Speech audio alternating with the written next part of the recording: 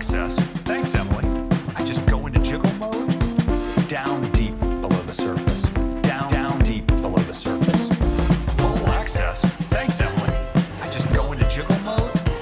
Down deep below the surface. Down deep below the surface. Universal, not enough. Hello, everybody, and welcome. That's right. It's the Think Different Podcast, episode 51. And we wanted to do something a little special this week because we still can't find Frank. We don't know where Frank is. He's doing something.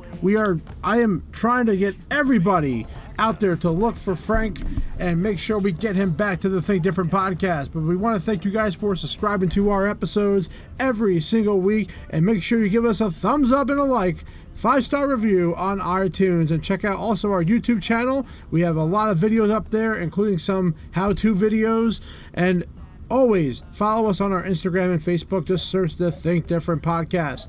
But I wanted to do something special this week. Let's go back in time to the one-to-one program. And what I wanted to do was talk to people from that program who were a part of it and what they've gained out of it. And I thought, well, what's the most important person I could think of that was a part of that program? And there's only one man that came to mind. So I'd like to introduce the world, the Think Different Podcast. This is Will TLD introducing his father, Bill V. Hey. Hi, Dad. How you doing, William? Thank you so much for that great introduction. You couldn't have picked a better person to have as your father. So thank you so much for that intro. And that's right. The other 5 people canceled too, so that's why I went with you as, I knew you'd be the perfect person as my backup to the other 5. I don't mind being number 6. No problem. So what we wanted to talk about today was the one-to-one program, because one of the things I got you one year as your Christmas gift, actually a couple years, was that one-to-one, because you were interested in learning a little bit more about the computer. You were using my old iMac downstairs in the basement. I remember that. You kept onto that machine for a while, and you went into the Apple stores and you were able to learn in a one-to-one membership your skills that you wanted to learn. So I have to start off with what was the main reason you wanted to start up with doing the one-to-one? I thought the one-to-one was a great program. For me, it was about songwriting and being able to put a video attached to the music that would tell the story about the song. So for me, the one-to-one was an expression of how I thought the visual would come out for songwriting that I would do. Yeah, for a lot of people who don't know, my father is a songwriter. He loves writing. That is the one thing that he loves to do. And for years, he was letting me kind of edit the video for him and put it together for him, typically, because I'm a video editor. That's what I do. But you had a little bit of ambition to kind of move forward to do something all on your own without asking me. I mean, of course, you've always asked me questions, but this was really letting you do everything on your own. Now, what were the main things you wanted to learn at the one-to-one at the Apple Store? The big things was the iMovie, to be able to transmit photographs and live video into some sort of streaming setup that would actually go from still photography to motion type of photography to using different parts of videos from other places that would be some sort of content for the videos. But you also learned other things too, because remember you had to grab a lot of clips from YouTube. Remember that? That's correct. So I would take I would take clips from. Hold on, don't interrupt. I would take. Okay. Yes, Dad. I would take clips from other videos, and you would show me how to move those over to be able to take that small clip and add it to the existing video. And they taught you that in the Apple Store, didn't they? Yes, they did. Yeah, and so one thing that's interesting to know is that even though they don't know third-party applications, a lot of the creatives, because of their own experiences, even though it may not be exactly legal to talk about it, we still gave advice like that. We really, from what I did personally, is when people wanted to do stuff like that, I would bring them to the site where it was, and I would just let them kind of ride and do it on their own, because what I know I'm doing is definitely against what Apple would likely not like me want to do. So that's why. But do you remember the app you used to download? Do you recall that? I don't. It's been a while, Okay, so I really don't. I think it was MPEG Stream Clip. I think that was the one. I know that was one of them that you were involved with. The one that's today, it's most popular, by the way, is Clip Grab. So if you ever wanted to download any video from YouTube or songs, Clip Grab is great. It actually lets you choose if you want just the audio or just the video, which is like a really nice thing. So you learned a little tip this week, Dad. So that way, if you want to download more YouTube videos, you can download Clip Grab. So we were also using live video that we recorded ourselves. So there was video that was recorded either on a camera, and then we would transfer that to the iMovie area. Describe some of the movies that you were making during this time. Do you remember the first one you did? I think the first one I did was Remember September, actually, and that was about what happened on 9/11. So I think that was one of the first videos that showed actually using Garageband and iMovie at the same time. That was really, the entire song was written on Garageband, and the iMovie was clips from everywhere. Do you still have is the channel still up? Do you know? It's still under Bandana Pete. Yeah, so Bandana Pete was the name you used. In our notes, we will have the link to that if you want to go check out the Bandana Pete channel. He put up a bunch of things up there, and some, they were really, really good stuff that you put. Even now, you still have, like, I'm just looking right now, some of these views are still good. Like, the most popular one I think you did was, we had the Stronger of the Storm, which is one of my favorite songs you did with, We Are Stronger Than the Storm, which was one of my favorites because my wife Tara got to be involved with that, and then Lynn got to be involved with that. So, I got to help edit with it. Yeah, and all that photography was done on the Belmar Boardwalk, and we shot all that footage was done basically on the Belmar Boardwalk. Yeah, your most popular video is American Man. That's actually the most popular one you have up. Yeah, that was just there's a bunch of clips in there. That's just about men working hard, being out there in America. And these are all stills and videos you took, and you put it together and put it on YouTube. And they taught you all that at the store. I mean, how much would you say? Even though you came home and I was there, how much did I do for some of these videos? Probably not much. Probably more at the end when they were pretty much completed.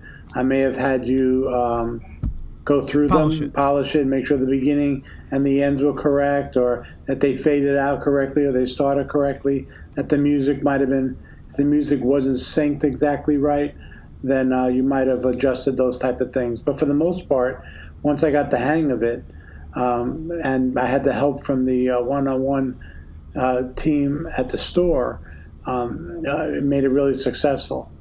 Was there any moments that stand out, or any training sessions you had that really stood out for you that you really liked? Or what I thought was great about the training system was the trainers, because they definitely seemed like they were concerned and interested in what I was doing, and I found that to be excellent, because it created a bigger excitement for me.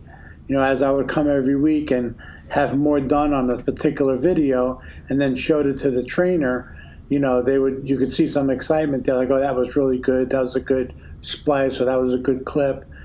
So their excitement made me more interested in trying to produce a better outcome. You just triggered in my memory. You brought the iMac with you, didn't you? Yeah, I had to bring the whole damn desktop there. Yeah. So that's a thing too at Apple Store, is that a lot of people who had their desktops did bring it with them. Now, you had one of the smaller 17-inch ones. In fact, you still have that. Yeah, still there. Still in the house. Still works. That's a 2000, I believe, 7, because I got that when or 2006. That's when I graduated from college, and you guys got that for me as part of my gift. It's still working.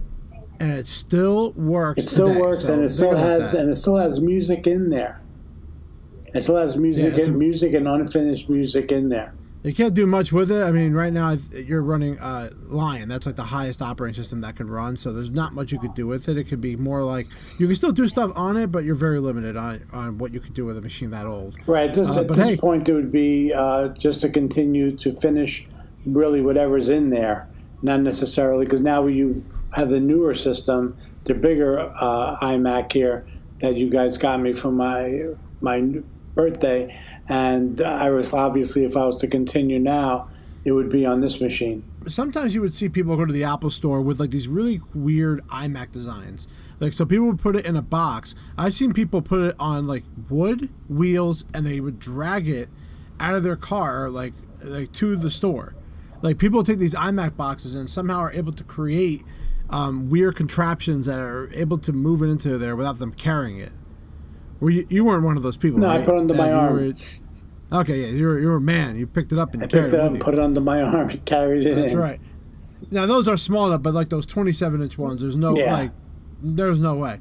But I remember like there was even a iLuggage was a great luggage that actually you take your iMac, you put it into the luggage. It's a roller, and you can also lift it up with a handle. It's pretty neat. It's like $100, but it's, you know what, you can move around with your iMac with that. Now, you also did not only the one-to-one where you had the one trainer to one person, but also there were the personal projects. Do you recall them? Absolutely. One of the personal projects were actually for your wedding. There was a personal project, and that took a lot of different pieces, and they really helped me out with that because we had some voiceovers in there, and external videos from some wrestling events, so that that really wasn't my footage, but we just used the footage, and at the end it really told the story as well of the journey that you had taken and the journey that was about to happen, which I thought was really cool. And then we were able to also make a video at the end that had to do with the moms to get them involved, and there was a story about your wife and her mom and you and mom, and that was also. And then we got an external singer on that, which was great. Girls in California never even touched her foot into New Jersey, and somehow we were able to get her vocal here, and that was done through a recording studio. However, the possibilities were endless. Yeah, I was going to bring up the 3 videos for my wedding. There were 3 videos. He was able to encompass 3 important things for me. That's wrestling, Greek, and my mother. And somehow you were able to make all these videos, but I couldn't help you on them because this was a surprise for me. I didn't know what you were doing. Although you gave me an idea, but I didn't want to see them. So the idea is that you did all those by yourself. You couldn't involve me into that. And personal projects at the store, what that used to be, it used to be like 3 hours long. You get to go there and just stay at the store and work. Yeah, you could spend your whole time there. There was not a time limit really on it. You were able to sit there, and if it took you an hour and a half, they would step away, come back, step away, come back, and you usually be sitting at a table of 4. And especially for my age group, to be quite honest, it was really the only way we were going to learn, because it would have been too frustrating to try to learn this on your own. So to have the mentor there, to be able to walk you through the steps and then be able to go home. I remember writing them in a book, just like school, so that when I went home I could remember which things I had to hit to be able to get to where I needed to be. People used to have those books where they would write down the icon, they would like draw it out, and then they would say what it does. You still have that book? I do. Well, maybe start using it. I do. I know. Well, we're on hiatus right now. We're like on a 2-year break right now, but it always comes back. Since you did everything at the wedding with the surprise, that was like your retirement. Right? Yeah, correct. You did everything because you did all that on your own, and I had nothing to do with it. I was impressed. I really was with what you did for it, and it was really, really neat. That, it took a long time. This is exactly why I love the program. Yeah, it took a long time, and again, it allows you to. What I find most interesting about any of it is that it allows you to visually see things over and over again. Or a photograph, like you always say in your videography, you can watch it at any time. I can go back and look at things anytime. I could go back and look at some of those songs that are probably 8 or 9 years old now, but yet they're still on YouTube, and you can go back and reminisce what that was all about. Usually what most people did, those who were like really, really into the one-to-one, you would book your appointment, you go to the store, right when your appointment's over, you would book another one right away. No, I personally would just book it when I got home based on the schedule, And I also would ask I would ask the trainer that I was working with, I would try to get the same trainer, because that way he had an idea of what I was trying to accomplish. So I always tried to book around his schedule. Did you remember who that was? I can't. I could see him, but I don't. Was it Joel? Joel, correct. It was with a J. Joel, yeah. Yep. Yeah, excellent, excellent. Patient, very patient. And I don't know where they are today with this program, but for people that are novice at all of this and want to become interested in it, I think that was an excellent program. Like if I had to do this now again and there wasn't a program, I'd have to hire someone to come to my house to do that, which would probably cost a fortune to have someone sit here with me to get me back up to speed, to be able to learn this again. Where when you went to the Apple store, you paid for the membership, you had the unlimited ability to be able to use it, and you weren't tied to anything. You just could come and do what you needed to do. Come with what you wanted to accomplish that day, and ask the person, how do I do this? It was very much like going to school. And a lot of times people would do their personal training session, then they would move over to personal projects. We'd have like a separate table that would be a separate area. And yes, you're right. Like people would be there. It started at 9 o'clock every day. It was done at 8 p.m. every day, at least at the store I was at. And people were there all day. Like that is definitely true. Yeah, there were people there that brought scanners. Dedicated. They had scanners with them. They were downloading photographs. I remember one lady sitting there with a box of photographs from who knows how long, and there was a ton of them in there. So she had to be sitting there for hours to do that, to scan that all in. Yeah, and you're right. And at that time, I'm not sure you were still in that store. What I do remember is I always had to make sure that you weren't working there at the time. Right. I left that store in August of 2014, so I was there at times when you were there, but I was never allowed to be your trainer because of obviously the conflict of being a father and son. Right. So I was never involved with your trainings at all. I might have seen you. I definitely was there. Yeah, we were there. But when I left for the Genius role at a different store, then you were definitely on your own. But you were almost done because it was August by the time I left, and the wedding was only in December that same year. And plus I went away to campus in November, so I was gone. Like there was not much I could do to help you out. So to say that the one-to-one program of a success story for what I think that we tried to do for people. You're the perfect example of that, because there were people that come back and they learn the same thing over and over, like Safari, and like they don't know how to save their bookmarks, or they don't know how to do certain things, but it would be always the same thing.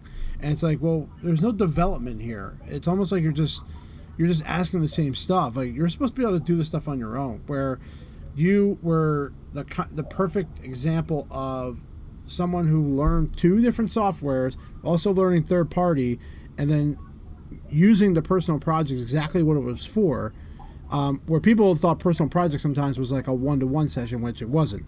People would grab their attention, I'm sure there were people that grabbed the trainer's attention so much, and you would get annoyed by that sometimes.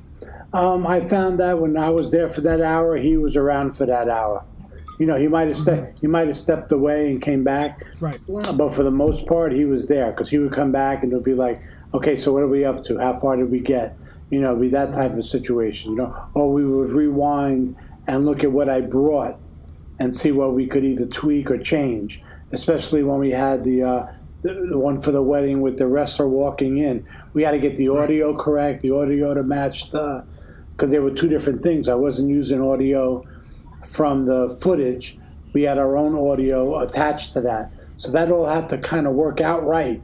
And when you're a novice at it, the only way you're going to get it right is by having somebody show you.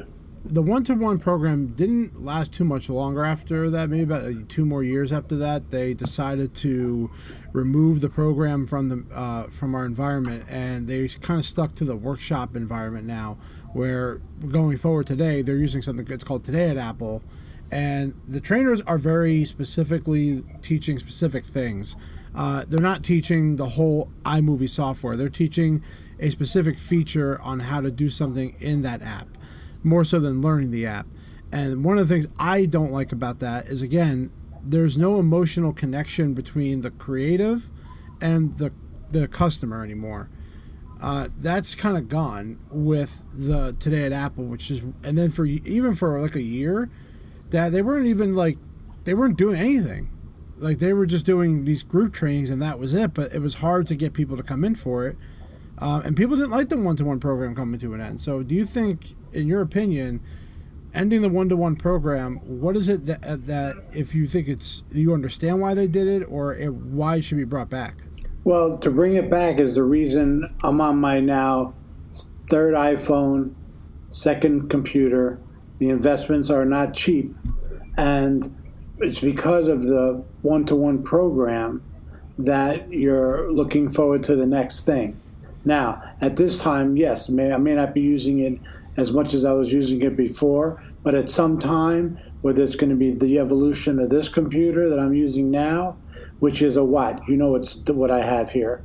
Whatever this model is. If I decide 3 years from now that I'm interested in music again and I want to get back into it and I want to get involved, at some point this may become old and you get the next one. And why is that? Because the Apple product allows you to do this thing.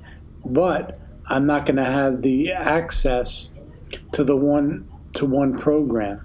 So for me, it's a disappointment that the one-to-one program, and I can understand how it may not be cost effective, but it is a bit. But it's about this discussion is what other people like myself are going to listen to and say he's right. I don't know how to do it. I feel funny going in there.